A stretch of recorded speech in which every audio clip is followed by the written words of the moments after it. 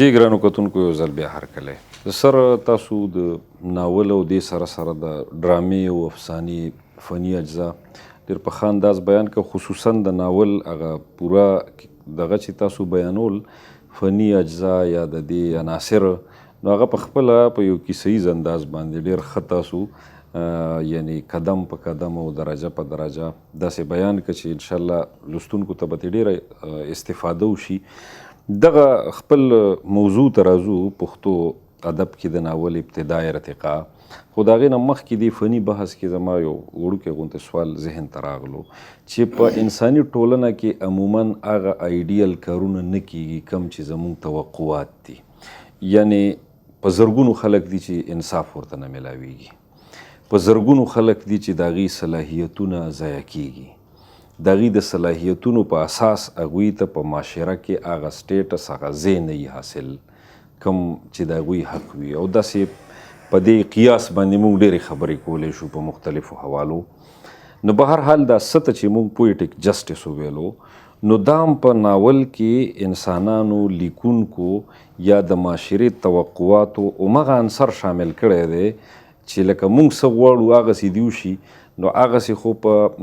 دې اصلي ژوند کې ممکنات نه وي بعضې وخت، شاید د دې ژوند او د حالاتو تقاضې دغه دي. نو هغه یو لیکونکی موږ ته په ناول کې د پویټیک جسټس سره ښیي چې هیرو اخر کې هیرو شي او ویلن شي. دا مو ډېر انتهایی اهم سوال مو وکړو. هغې وجه دا ده چې په دې پویټیک جسټس کې مونږ غلطېدی هم شو. یعنې غلطېدی په دې تناظر کې چې مونږ د یو لیکوال نه لازما دا تقاضا وکړو چې ته به د خپلې معاشرې په ترجمانۍ کې ماته هم هغه پیغام راکړې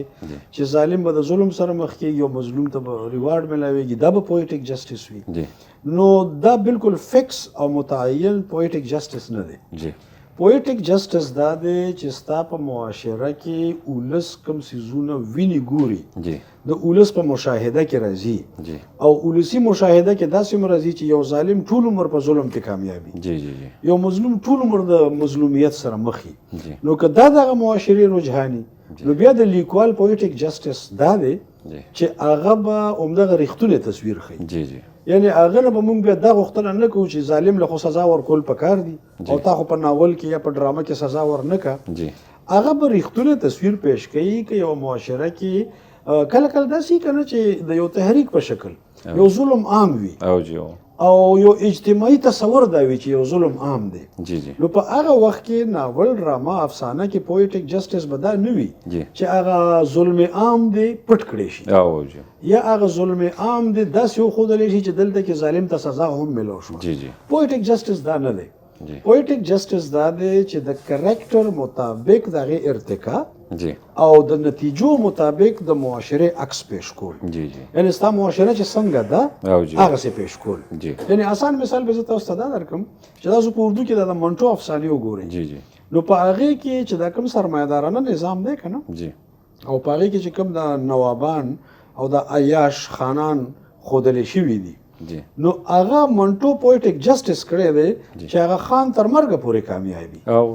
او هغه مظلوم یا د پیسې په زور د سرمایې په زور چې څوک څه ظلمونه کوي په معاشره کې څومره خرابۍ پیدا کوي، څومره بدامنۍ پیدا کوي، فحاشۍ پیدا کوي، نو منټو هغه هم هغسې ښودلي دي. یعنی دلته به پویټیک جسټس هله مجروح کېدو چې د هغه په معاشره کې یو قسمه تصویر وي او د بل قسمه ښودلی. داسې وګڼئ چې د خپل ټولنې عمومي رجحان او په هغې کې موجوده ژوندي کردارونه په خپل اصلي شکل ښودل پویټیک جسټس دی. یعنی مطلب دا دی چې که شولې فلم کې امیتاب بچن غالبا اجې نومي وي یا جې نومي وي دې مري نو دا د ژوند تقاضی بعضې وخت که هغه پسې خلک ډېر هم خفه کېږي خو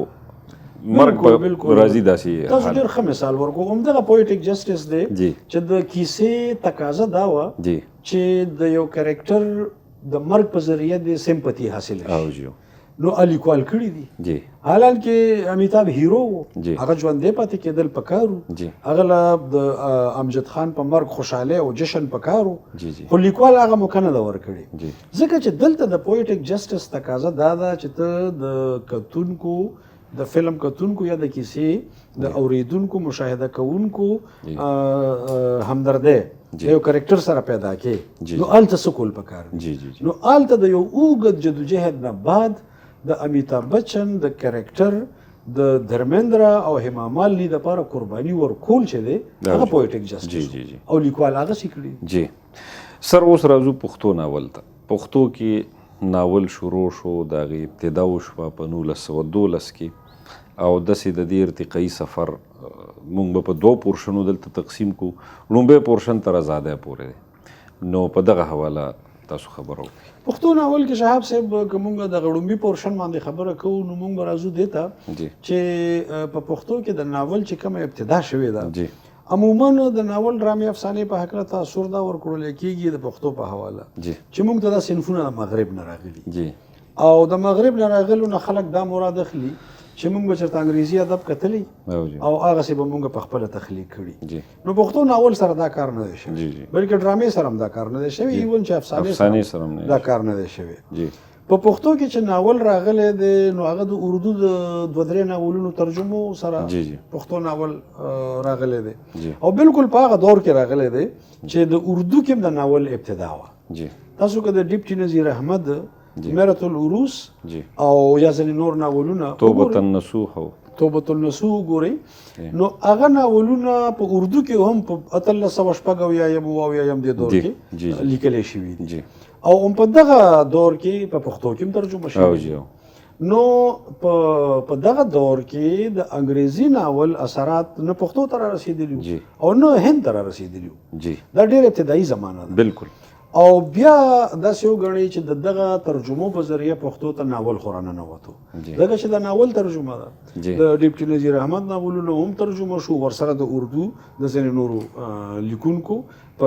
ابتدایي دور کې ناولونه ترجمه شو او دا میا محمد یوسف او ځینې نورو کاکاخیلو لیکونکو میا حسیب ګل کاکاخیل هغوی د ترجمې وکړي نو موږ سره خو د اردو ناول د ترجمې په لاره پښتو ته د ناول صنف راننوت بیا په دې دور کې ځینې نور هم ترجمې شوي دي دغه ابتدایي دور کې خو که تاسو تبازات ناول ته راځئ چې خپل تخلیقي ناول دی نو هغه خپل تخلیقي ناول په 1912 کې د راحت زاخیلي ناول دی چې هغه په دې پښتونخوا کې هم چاپ شوی دی او په افغانستان کې هم چاپ شوی دی دې پښتونخوا کې چې چاپ شوی دی نو نوم یې دی نتیجه عشق په بره پښتونخوا کې چې دا ناول چاپ شوی دی نو هلته ورته نوم بدل کړی دی هلته لیکلي دي ناول لماروخي ناول لماروخي ورته هغوی ځکه ویلي دي چې په دې ناول کې مرکزي کردار چې دی هغه د ماروخ دی او د ماروخ د عشق کیسه ده او شمس النظیر سره ځکه ورته نتیجه عشق ویلي نو دا خو ړومبی ناول دی خو دې سره دا خبره باید چې زموږ د کتونکو ته معلومه وي چې دا نیمګړی ناول دی یعنی دا هغه چې ناول انجام ته رسي ناول نتیجې ته رسي هغې کې یو پیغام مکملیږي هغې کې یو مقصد مکملیږي دې ناول کې دا ټولې خبرې نشته ځکه چې دا کیسه راحت زاخیلي په خپله په منځ کې نیمګړې پرېښې ده او وضاحت یې کړی دی چې دا کیسه ما نیمګړې پرېښوه نو ظاهره ده چې د ناول هغه کمې بنیادي تقاضي دي نو هغه مجروح شوې یا هغه لاسته رانغلې او بیا د دې هغه تکمیل والا برخه مخې ته رانغله چې هغه راغلی وي او موږ د شمس النظیر او د ماروخ دا کیسه د دې انجام کتلی وي انجام هم نشته هغسې تیم او پیغام هم نشته کوم چې د کیسې ختمېدو سره وجود کې راتلی شي خو فلحال زموږ خبره په دې ده چې په 1912 کې ړومبی ناول راغلی چې دی دا ړومبی ناول راغلی بیا شهاب صاحب همدغه تبازات ناولونه چې وو نو دې کې ډېره وقفه وه په کال 1940 کې د افغانستان د نور محمد ترکی یو ناول چې دی بې تربیته زوی هغه کستوار په اخبار رساله کې مخې ته راغلو خو کتابي شکل کې نه نو دا موږ سره یو بل ناول دی چې زموږ ډېر لیکونکي ورته ړومبی ناول هم وي سره د دې چې ړومبی ناول د 1912 خو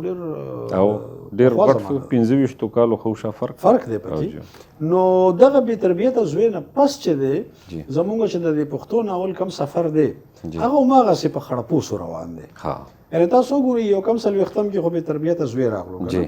بیا په 50 کې چېرته معیاري ناول مخې ته راغلی. جی خو دا بیا د ازادۍ نه پس خبره ده. دا بیا د ازادۍ نه پس ده. جی جی خو ما هغه د فن او هنر او ټکنیک په حواله د پوره ناول خبره کوله. جی نو دا ازادۍ نه پس جی جی ناول دی. خو دغه سیزونه مونږ لکه نظر انداز کولې په دې بنیاد نه شو چې دا زمونږ د ناول لومبۍ ردي دي. دا بالکل که دا نه وی نو موږ هغه معیاري او پوره او ټکنیکي ناول ته رسیدلی هم نو. جی ځکه چې هر لومبۍ سیز په هر لحاظ مکمل وي. دا یو فطري قانون دی چې ارتقا وي، د تکمیل وي، بهتري وي. نو زمونږ چې کوم د ازادۍ نه مخکې د ناول سفر دی هغه انتهایی مختصر خو هغه بنیادي حیثیت لري چې په هغې موږ نور قدمونه ایښي. ډېره مننه. ګرانو کتونکو موږ ته دا پته لګي چې د پاکستان د ازادۍ نه وړاندې په پښتو کې صرف 2 ناولونه چې په فني لحاظ مکمل ناولونه ورته نه شو ویلی خو د ناول ابتدایي شکلونه دي، ردي دي. نو هغه په 1912 کې د راحت زاخیلي صاحب نتیجه عشق یا مهروخ